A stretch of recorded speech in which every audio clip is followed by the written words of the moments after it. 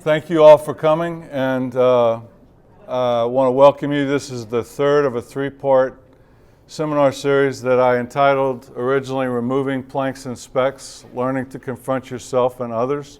My name is Dudley Bienvenu, and as I've told you, I am a psychoanalytic psychotherapist who also is a Christian counselor, a licensed clinical social worker, and a licensed minister.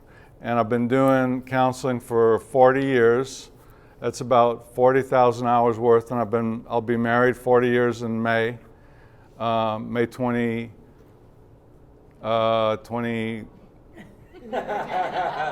May 20, wait, I got a way of remembering it, 26.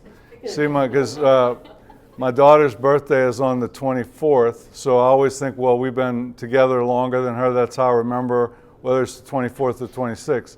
And I've always gotten out, so if I miss the 24th, then the 26th comes later, and it's always a reminder.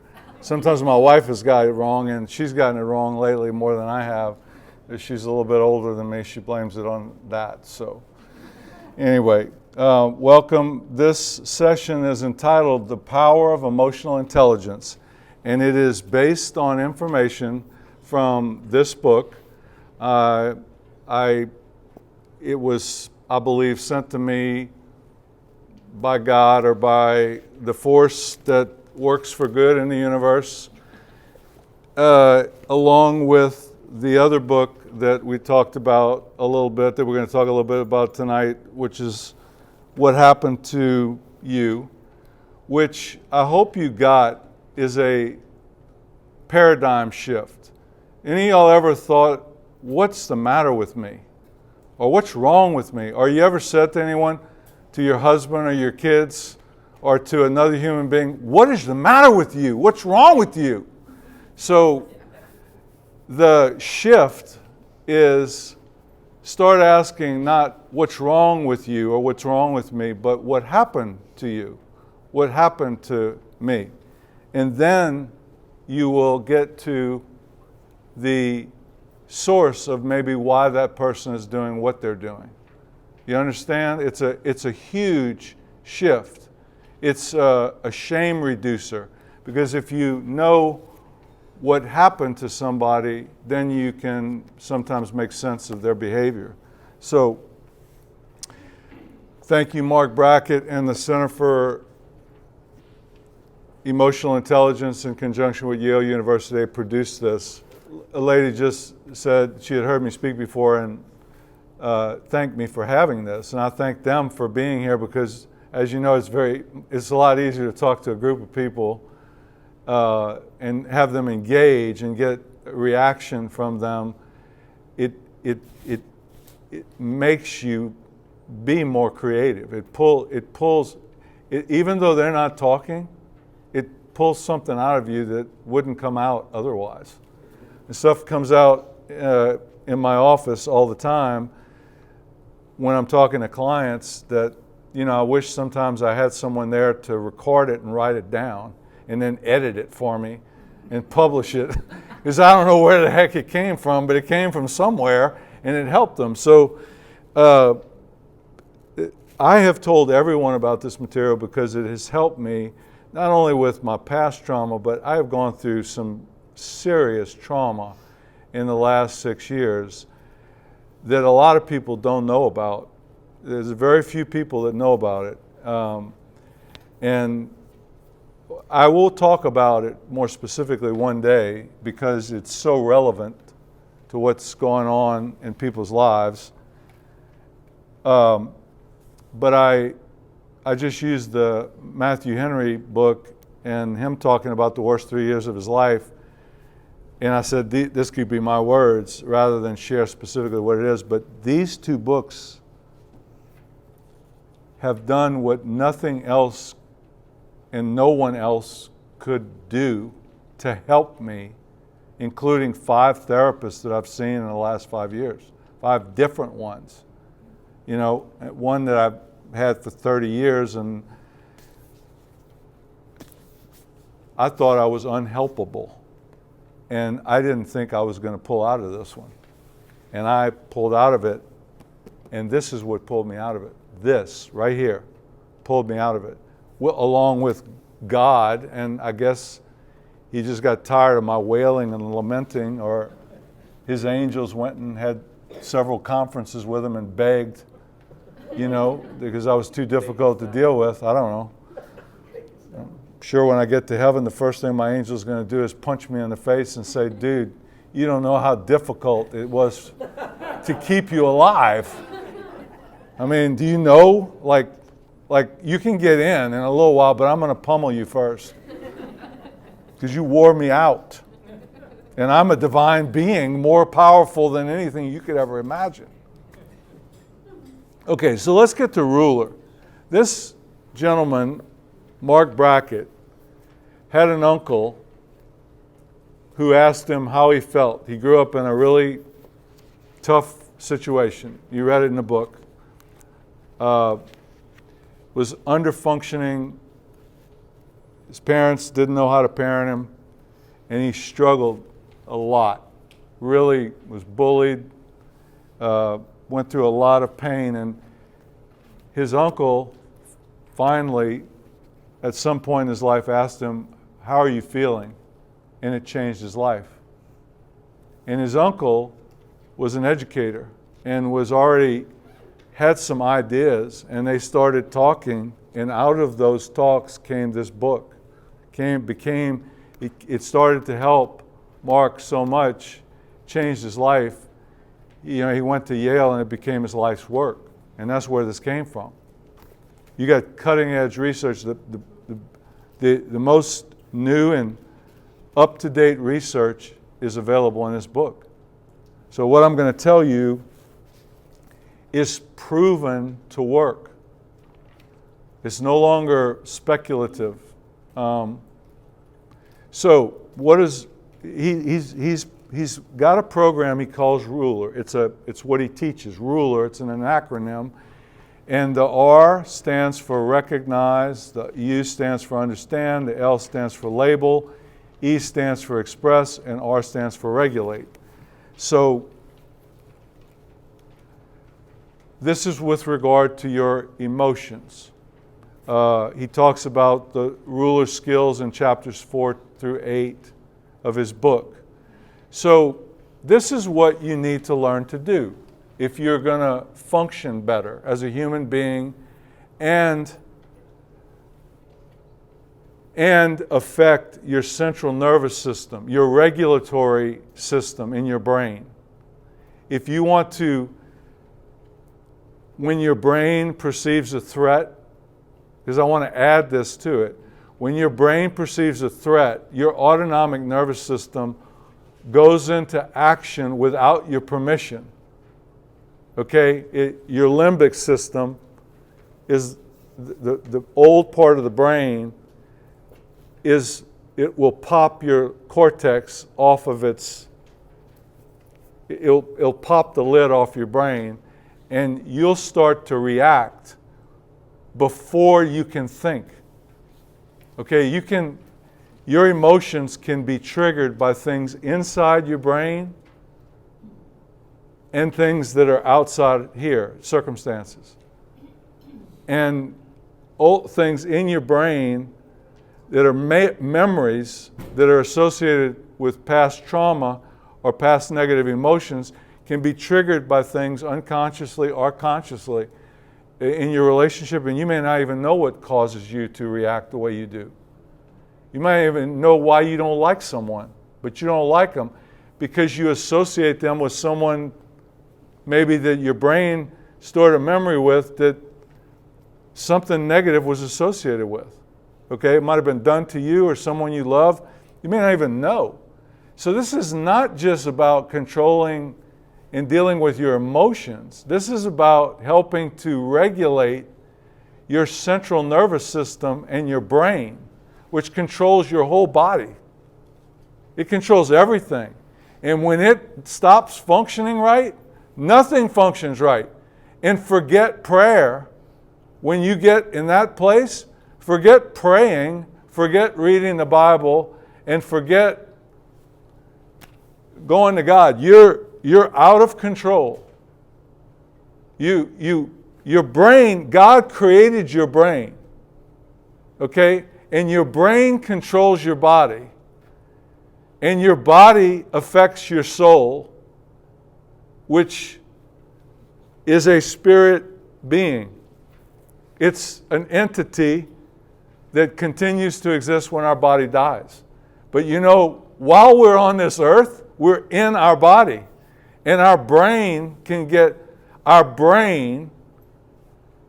via our feelings and what is going on in our lives that causes us to feel, our brain can hijack our soul and our spirit and take it places and cause us to behave in ways that we never thought we would behave. That's the importance of what I'm telling you as a Christian. When I started to understand this, it changed my life. It took me out of the abyss of feeling ashamed about how I had been behaving and realized, and it helped me to understand what was going on in my brain. It wasn't just my circumstances, it was my brain. And it was connected to my feelings. It was causing me to feel, my feelings were dysregulating my brain, and my brain was dysregulating my feelings.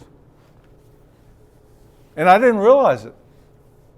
And I've been doing counseling for 40 years, and I've read a lot of books, and I've gone to a lot of seminars, and I've studied the Bible, and I've prayed really, really, really, really hard, and I've journaled for 35 years. And I've had a daily devotion every day for as long as I've been a Christian. But I've journaled for 35 years. I've got a box of journals this big. I meant to bring it tonight, I forgot. It was going to be a show and tell. You should see the last 5. This much. Written. Imagine that many pages. And then I highlighted it. And I put little tabs. I color-coded them. For the bad things, the good things, the answers to prayer, the conflicts, the horrors. I can't even go back. When I even look at it, I get triggered. I had to stop journaling. And this made me start doing what I'm going to teach you. So it changed my life. I'm a real person, and I didn't think I was going to recover. For 4 years, and Bo, if you don't believe me, you can go and ask, at least you can ask Bernard, Jeremy, and Sean, that I've been asking them for 5 years to kill me or to hire someone to kill me and just make it quick so that I don't know that it's coming. Make it quick and painless. And I've asked many other people, just kill me. And you know, part of it was joking, but part of it was not. Even the Apostle Paul said, you know, part of me wants to stay here and be with you because you need me. And I know that God has more work for me to do. But there's another part of me that wants to depart and be with the Lord, which is far better. I was done. I was done. And now here I am. I might have found my true life calling that I've never done, that might be better than anything I've ever done. Find your mess, you find your ministry, you find your crap, you find your calling. Whatever words you want to use. So, what you do with your feelings is this. It's very simple. First thing you do is you learn to recognize that something's going on with you in your head or your body. Just be with me. You can go, this is all in the book. So just recognize. Are you able to recognize a change in mood or when something's going on in your body? Do you pay attention to it? You need to learn to start paying attention to it. When there's a change in your emotional state, you either go low energy or high energy. It's either pleasant or unpleasant. Can you do that? Do you do that on a regular basis? Do you pay attention to it? You have to pay attention to it and recognize it to be able to do anything about it. If you don't pay attention to it, you can't do anything about it. That's what the R stands for, recognize. U is understand. Okay, I know that I'm feeling there's something going on. I feel sick in my stomach. I have a pain in my chest. I got a headache. I don't feel right. Something is going on. The U is to understand what happened. When did you start to feel this way? You start asking questions. When did you start to feel this way? Why am I feeling this way? Am I hungry? Did I eat? Did I miss a meal? I eat 6 times a day. 200 calories, 5 times a day, a regular meal once a day. I eat ice cream every night. That's one of my meals. Every single night, without fail. Okay. Breyers, low carb, low sugar. When I go grocery shopping, I get 2 vanillas, 2 quarts of vanilla, 1 of mint chocolate chip, and 1 of Neapolitan. And me and my dog, I take a spoonful and I give the multi-poo. Spoiled brat, spoiled rotten. I sit on the couch. My wife is over there. The dog is right there. Sometimes she won't eat before she gets her ice cream. I'm eating a bowl of ice cream and it's like this.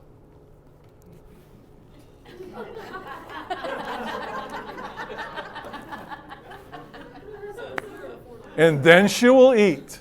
If her mother takes her food called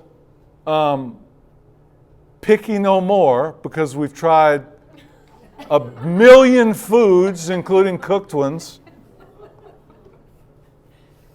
if she takes her food from the bowl, we've gone through I don't know how many bowls, and she puts it on the little comfy blankie, we have 4 of them, and she takes some spit out of her mouth and puts it on the food.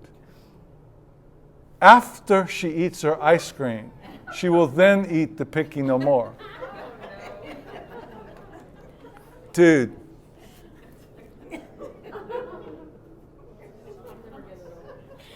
Talk about get triggered. This is one emotion that used to infuriate me, that this book has saved my life, the dog's life, and my wife's life. Understand what's going on? I got a severely brain-damaged woman that spoiled this dog, that has ruined my life, that I can't get away from. I'm trapped to live with forever, and it's going to never get better. It's going to get worse. And the only room I can go in is my bedroom, which is now my bedroom because they sleep in their own bed. You see how worked up I can get just talking about it? You have no idea how bad it got. And I have to learn to live with this. I'm not going to not live with it, okay? So I have to learn to live with it, which is the last one, the R, to regulate it, okay? So we can't call Caesar. Caesar won't be able to help because my wife is with the dog all day. And she won't do what I tell her. And if I tell her, she'll forget. So it ain't going to happen. Okay, so I love my dog, Sasha. And I love my wife. And I want to stay with them. And I want to be faithful. And I want to finish the race. So got to put up with them. But I don't want them to have to continue to put up with my rage attacks. I don't want to break another phone, and I don't want to break another iPad over my knee. I broke 2 phones and an iPad over my knee until I learned to regulate my emotions. Power team. So you need to begin to understand, okay, what is upsetting you? What's affecting you? Okay, and then the third thing, label it. Can you put a word to it? Okay, so this is where this guy is a genius.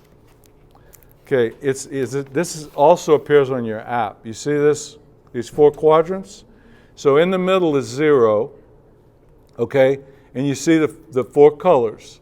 Okay, so on the if I'm saying it right, so the top of there's 100 boxes. So there's 25 squares in each quadrant. And the quadrants are made up of the red and the yellow. Okay, that's high energy. Okay, high energy is the top half. Low energy is the bottom half. Then the left is pleasant.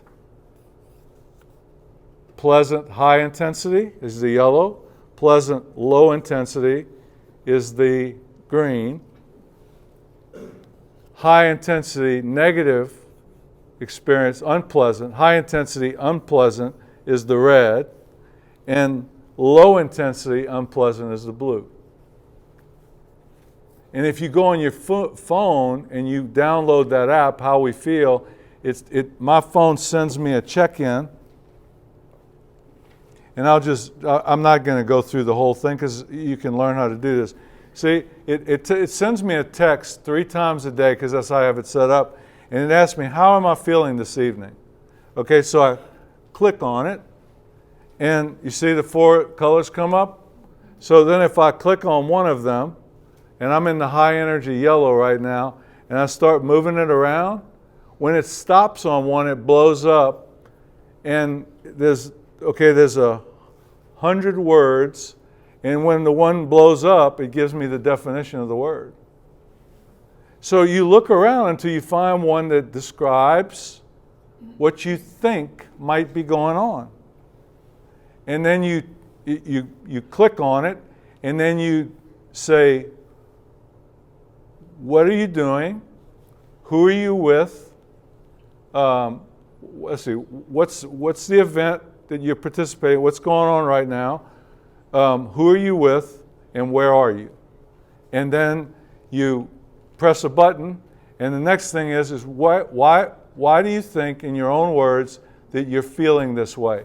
And then you describe it, and you save it, and it creates an analytic that saves as a journal, and then you can go look at it. It's just the most phenomenal thing I've ever seen. So this is my analytics. I'm going to just show you one little thing so you can see it.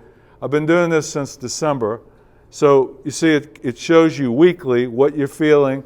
If you go up, it shows I say how I'm feeling in the morning, and then midday, and then at night.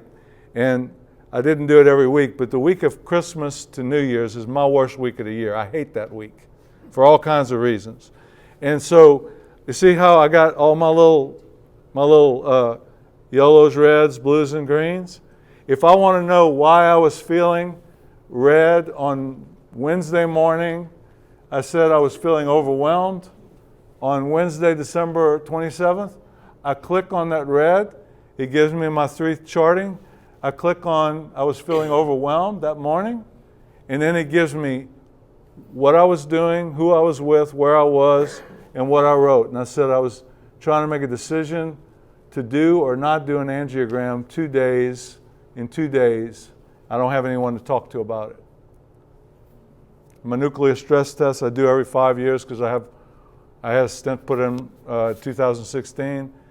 I have heart problems in my family. Everything always comes back negative, but the only way you can see what's going on is an angiogram. So I got to go do one. I'm going to do one probably early next month. I wanted to go to Ireland, do this, and redo my wills and my estate planning before I did that in case I die. And I wanted to have something on tape that could be played at my funeral where I could share this with people. I mean, look, I'm just getting real. I mean, this is the way it really is in my life anyway. Like I have no problem like dying. I just don't want to suffer too much. I mean, give me morphine. They call it God in a bottle. I'm a drug addict, but like if I start dying or suffering, like that goes out the window. I mean, give me whatever I need to be able to function and feel good. And I'm going out feeling good. I'm taking care of my business. I mean, everything's done, and you know. But anyway, getting back to this.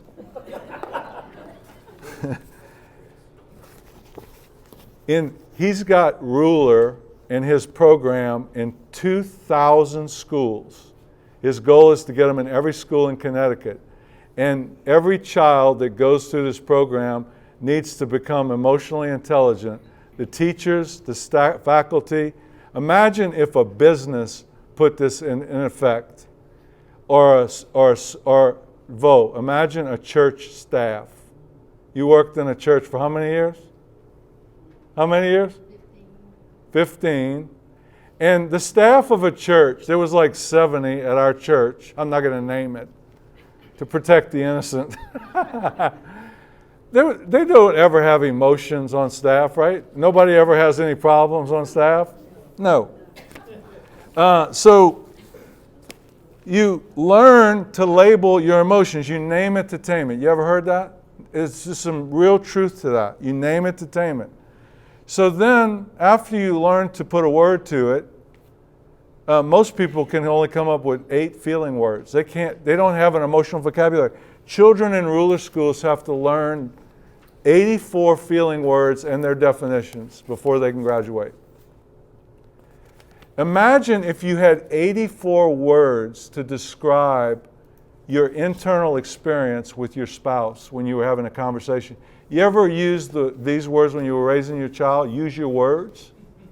Okay, well, use your words to describe what's going on with you right now. Talk to me, honey. Men don't talk, you know. They have trouble expressing their emotion, but women do too. 100 words to describe how you're feeling. This is what goes on with me when you do X.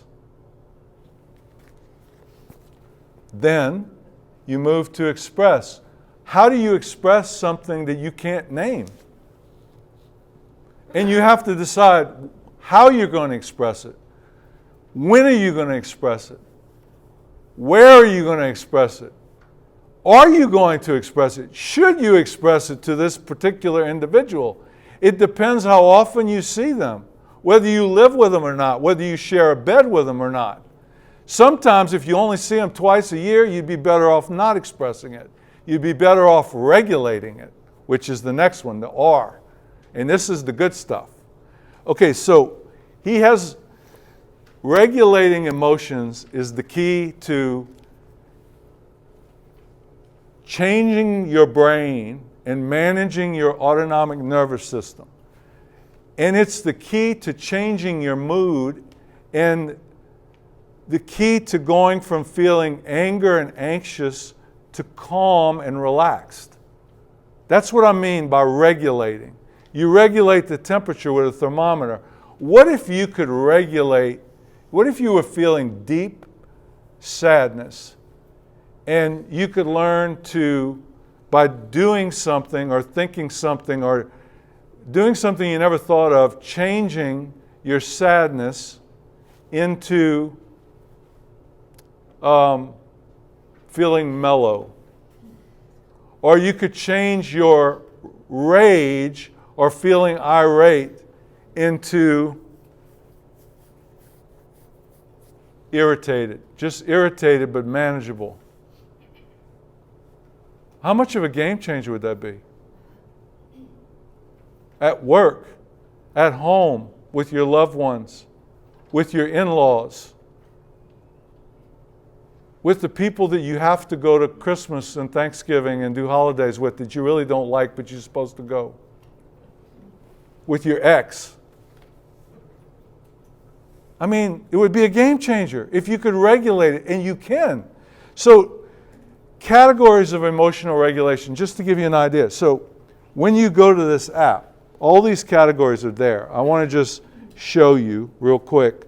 Like, so if I was going to want to regulate my emotions, on here he's got 6 categories. Rethink, and there's, if you click on rethink, there's 6 different therapeutic things you can do to reframe or rethink or think different. There was a therapy called cognitive emotional therapy or cognitive behavioral therapy. There are ways you can think different that will change your emotional state. There are things you can do and ways you can move your body that change your emotional state or affect your emotions and your autonomic nervous system. If not your autonomic nervous system, your brain. And if you can change your brain, your emotions calm down. So he's got 3 under being your best self. He's got, my cervical dystonia is acting up, 100 quotes, 6 breathing exercises, which include 2 that I teach all the time, a new one I tried out, which is awesome. I'm going to demonstrate it in a minute. Well, I'll demonstrate it right now. So if you're feeling angry or stressed, this is what I do. This is one of my main go-tos, is to breathe. You can Google breathing techniques and come up with, I don't know how many there are, but there's 2 that are really popular, box breathing and belly breathing. And belly breathing was the first one I learned, and I learned it from a neuropsychologist when I had first started having cervical dystonia, and I had to take Valium 3 times a day, and then I was getting off of it. I knew I would need some help because I'd have to almost curse to say what it is to get off of that. But I told the pastor I was going to try to stop cursing, so he was feeling nervous about referring people to me because I cursed. Well, I live in the underworld when I deal with people that are in real life. I mean, people curse. It's just a word, I mean, it's an expression of an emotion. But you know what? You don't have to curse if you learn some other words. You can actually learn some other words you can use besides those ones that aggravate everybody and offend everybody. And you don't have to be politically correct. You can just learn some new words to say when you feel that feeling. And you can actually train yourself to do that. And then not train your kids to be cursers, you can actually change these things. Even if they're genetic and they run in your family and your DNA, you can change them. It's a miracle that you can. I actually can. I mean, so one belly breathing is you have to force air. They teach this in Lamaze, okay? Because giving childbirth is you see, I would curse right there. I would say the word would begin. It's a B word. It's that. I mean, you don't want to get too close to a woman that's in labor unless she has some help with some medication or an epidural, right? Because she could, if you live with someone that has PTSD, you may not want to sleep in the same bed with them if they have dreams. They might try to choke you at night. I mean, one guy took a lamp and hit his wife when he was having a dream. He was suffering from post-traumatic stress, and it was coming out in a dream. That's not unusual. When kids have a temper tantrum, they can hurt someone. Angèle, when she would go into an autistic tantrum, when she would be overstimulated, many times I would have to tackle her and put her in a bear hug. I mean, you talk about traumatic. So, breathing. You can teach kids this. You can teach important IBMers this. Belly breathing is this. I'm going to keep my chest. I'm going to keep my chest still, and I'm going to take as deep a breath as I can, but my chest is not going to move. Most people, when they breathe, they go like this. Okay? Most people don't even breathe. Most of y'all's chests aren't even moving. And that's why you get tense at work. You don't even breathing. You're hardly even taking in any oxygen. So you breathe. I'm a belly breathe on a count of 6. I'm gonna go 1, 2, 3, 4, 5, 6. Hold it for 1, 2, 3, and then I'm gonna breathe out on a count of 6. 1, 2, 3, 4, 5, 6. Hold it for a count of 3. 1, 2, 3. Okay, and then I'm gonna repeat that. So I'm not gonna count. I'm not gonna do my fingers because my head's gonna move. So I'm gonna do it with my left hand. So I'm gonna hold it on my chest. My chest is not gonna move. Okay, I'm gonna start. Count of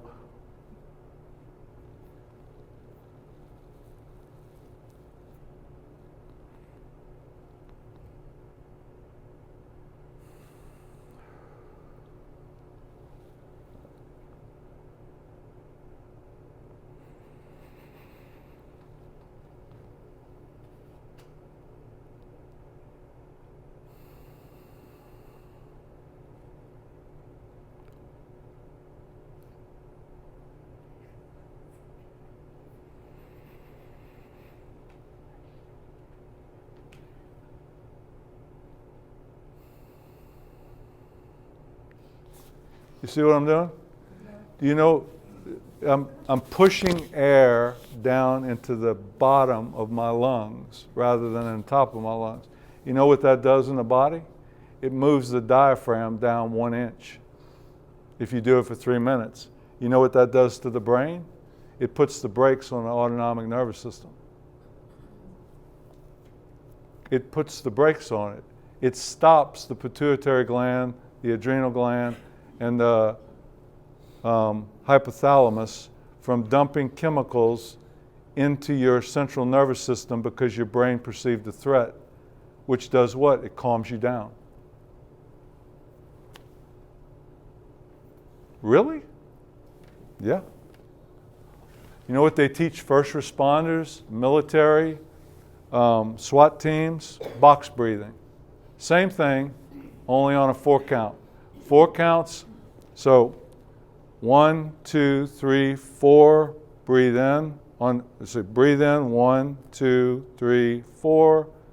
Hold it, 1, 2, 3, 4.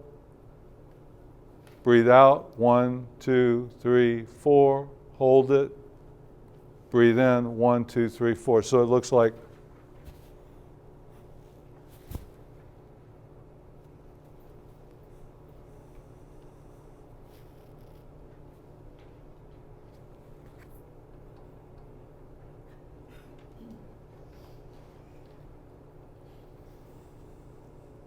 box breathing. And there was one I learned the other night. So it said it's called 4-7-8 breathing. So it says breathe all the air out and breathe in as much as you can, and then breathe out. No, it says breathe in, and then breathe in some more, and then sigh. Go.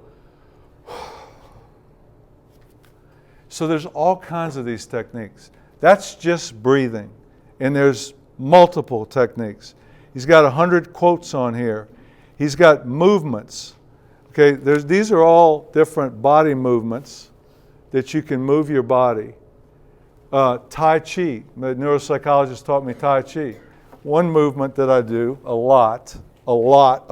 These are the 3 stretches that I do.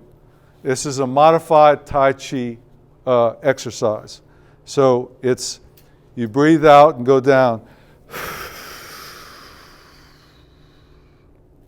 Then breathe in.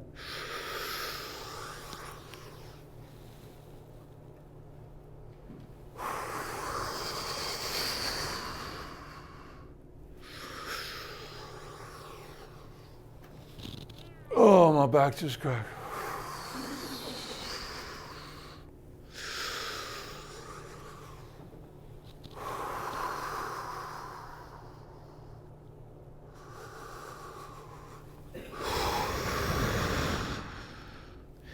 You can do different variations of it. But when I do this, and then I'll do like this. Oh, that cracks my back. Oh. Mm. Mm. Mm. Mm. Oh. I'm getting dizzy from the breathing. Oh. Now, look, I'm telling you, when you're stressed and you're angry and you do that, and then check your heart rate after you do that for a little while, and check how you feel after you do that. And I'll guarantee you're not going to feel the same. I told an executive one time that was in his office that didn't want to do this. I said, okay, he called me. He was having a panic attack. I said, okay, tell me what's in your room. Well, what does that require? Look around. Stop fixating. Okay, it's just tell me some things that are in your room. Just look around. And, okay, he told me some things. I said, now go to your window, stand up, go to your window and tell me what you see. And he told me, I see Albertsons, coffee shop, Starbucks, or no, it's, what's that place? What's the coffee shop everybody goes? Yeah, CC's. I said, okay, what I want you to do, you're not going to want to do this, but I want you to do it. I want you to get out of your office right now, go walk down the hallway, go walk outside. I want you to just look around at everything you see, pay attention, and go to the coffee shop, order something to drink, whatever you want, and something to eat that you really like.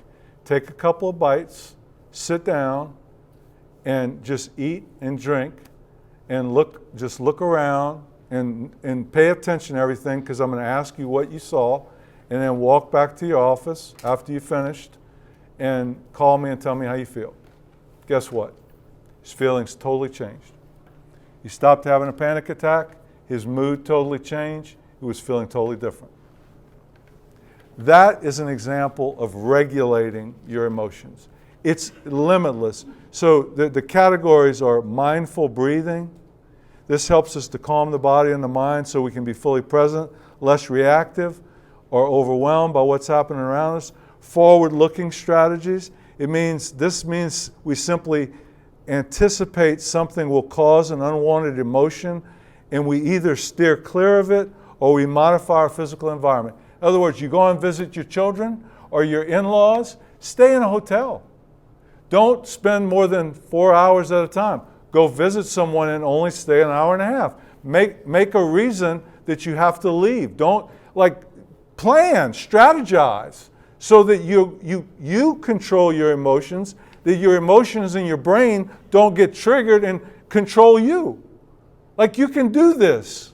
You can really do this. You can regulate your emotions by planning ahead. Then attention shifting strategies.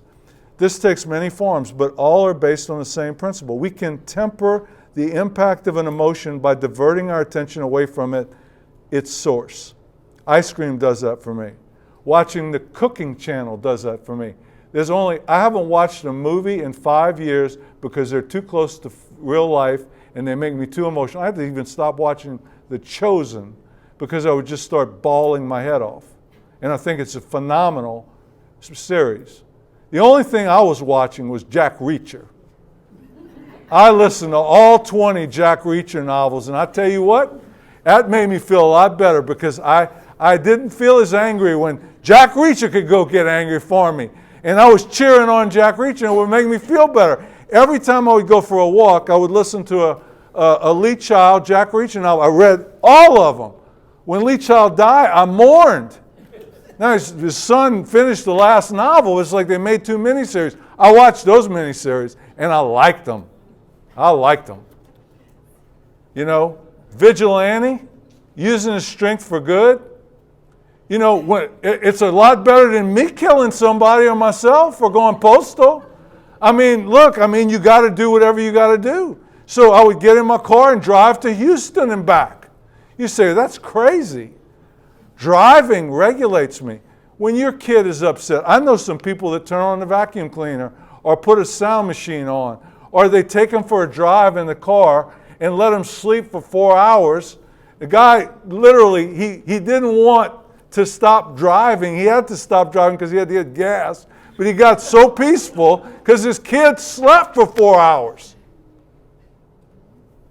He was regulating his emotions and his child's emotions. Cognitive reframing strategies. We first try to analyze whatever's triggering an emotional experience and then find a new way of seeing it, especially transforming our perception of reality as a way of mastering it. You're going to have to go read about this. And then the one I want to tell you about, and I have other, because they're limitless. The meta moment. This is the one I want to finish, and then I want to just tell you what's on the other 2 outlines, and we're done in 5 minutes. The meta moment. This is what everybody would love to be able to do. Okay, you can't control other people. You can't control what they do, but just suppose that you have a bad relationship and you can't change it and you're stuck with them. And you're stuck with your child, you're stuck with your in-law, you're stuck with whomever. But let's say someone attacks you or they do something that provokes you or you get triggered. what would your best self look like in response to that? And you could get a picture of that. How would you like to be able to respond to that? They're not going to change, but if you get sucked in, what will happen to you is your autonomic nervous system will perceive a threat. So if you don't get used to doing this, like recognizing, understanding, labeling, expressing, and regulating, you're training yourself to manage, to recognize, and work with your emotions so they work for you. So you can eventually get to this point where you can imagine, what would your best self look like in an argument with this person? Well, I would like to be able to not get angry, maintain a normal tone of voice, take a moment to think before I speak, and speak the truth in love. And not judge them, call them names, but I would like to say what I have to say, and then if they don't respond correctly, exit in an appropriate way. And then you know what? They may not change. The relationship may not change, but you know what will change? Is I'll go away feeling good about the way I handled it. And in order to be able to do that, you have to pause. When it's happening, you gotta do it all at once, which is going to take you some time to learn how to do this. You need to recognize something's going on with me, understand what it probably is. You got to label it. You got to think about the expression of it, and you got to have some techniques to regulate. So you've got to have done some of these things, watch some of their little feeling videos, and practiced. And so when it happens, you immediately something's going. You got triggered. Okay, so rather than just do what you normally do, you just step out of the frame. Oop! You don't want to do that. You want to step out of the frame. Yeah, if you just don't mind, just put it back up there for me. You just step out of yourself. Rather than get beside yourself, which is an expression that I am beside myself. I'm out of myself because I can't stand being in myself. Rather than react, you step out of the moment like you're watching what's happening. You're from above, and you're thinking about, what would my best self do? And you might take a breath and think, okay, and then I step back in, and then I do what my best self would do. What would your life be like if you could do that? Now, just look at your third sheet. Okay, on the third sheet, I want you to think about this. It's got you already saw that's how I diagram a person. There's three circles. You got a body, you got a body, a soul, and a spirit. You're a spiritual being with a soul that's got a mind, a will, and emotions in an earth suit, which is your body, that contains a brain that can hijack any part of that spiritual being if it gets triggered. And if you look over here and you see, it maps out the brain and what the brain's functions are, and then what happens when you get triggered. It maps your regulatory system. You get zapped by something on the outside that your five senses pick up on, or you get zapped by something on the inside, a memory that your brain has that gets triggered. But either way, when that happens, you're going to start to feel something physically, and you're also going to start to feel emotions. So if you learn to regulate your emotions or tune in to the sensation in your body, when it starts, you can do something to regulate it. And when you're with someone else, what I do with couples in an office is I talk to them and they'll be escalated. They're mad at each other. One might be mad, one might be shut down. I talk to each one of them in a regulating sort of a way, in a therapeutic way that where I regulate this one down, and I maybe regulate this one to start talking rather than being shut down. And once they're both regulated, I have them talk to one another. The problem is we try to talk to one another where we're dysregulated. And you see, if you don't know this, what are all the symptoms? What do we see? Anger, depression, and anxiety, the big three. Are the big three A's? Abuse, addiction, and adultery. Relationship problems. Those are all the symptoms. What causes them? Well, if you have a holistic view, you know, there's some physiological factors. I've just mapped out a bunch. There's some soul factors, some psychological factors, the way you're thinking, the way you're feeling, the choices that you make. And then there's some spiritual factors. Where are you with God? Well, I can assure you, if you're not connected with yourself or tuned into yourself, your relationship with God's going to get lost. You're going to lose God because you're going to feel so bad. You're going to believe lies. You're going to believe that he doesn't exist or he doesn't care about you. Because of the way you feel. Because of your circumstances. You're going to start to question the truth, and you won't find what's true inside of you either. And the reason that I said people should do a significant event timeline and a genogram is because all of this maps it out. This page says this is like whatever. So I have people draw out a genogram. Okay, this is my mom and dad, my mom. Had 4 children. I'm down here. I married my wife. We had a child. My wife was previously married. They had a child. And then we go up on my dad. My dad was one of 3 children, middle. His dad was an alcoholic, his mom. And then what I know about their parents, and there were siblings of mom and dads and grandparents on the mom's side and dad's side. And we'll do that same thing for my spouse, hopefully. We'll all come down. So all of that, all of their DNA, their habits, their patterns, it all funnels down into me, behaviorally and genetically into my DNA before I'm even born. Lucky me. All of that plays itself out through me if I don't know it. So I need to write it down and look at it, the horrors of it, the good parts of it, recognize the good things I learned, the bad things I learned, the patterns that I want to keep, the patterns that I want to change. And if I'm not aware of it, I can't do a thing about it, just like a feeling. And then I do a significant event timeline with people and I process it.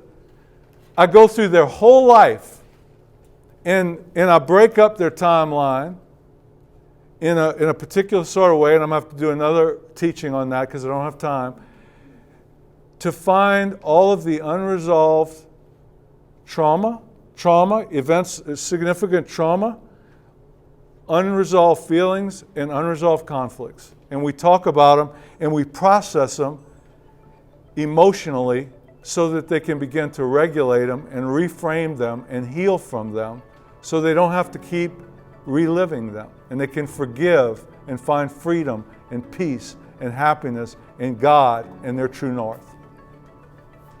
And then it all makes sense. That's why I'm a different person today than I was 6 months ago. And hopefully that can happen for all of you. Amen? All right, let me close with a prayer.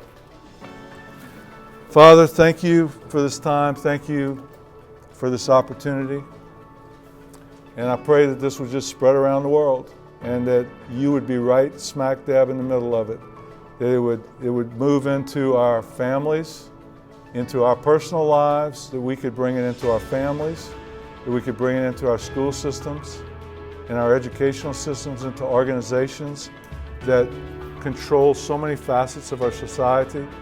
And I especially, Lord, I ask that you would use me to bring this into the churches, into the staffs, in the leadership, the people that volunteer, into your church. Even though it's not an institution, we still think it is, even though it's a body of believers, I pray that you would use me somehow, some way to bring this into corporations and churches in any place that would have me. And that you would use it for good, to help people to see where they're blind, that you would set the captives free, that you would heal the brokenhearted, and that you would help those who are poor in spirit to find the true source that they've never been finding. They've been thirsting and looking in all the wrong places for the loving connection that they've always wanted and need with you, with others, and with themselves. In Jesus' name, amen. All right. Thank you all for coming. God bless you. See you again soon.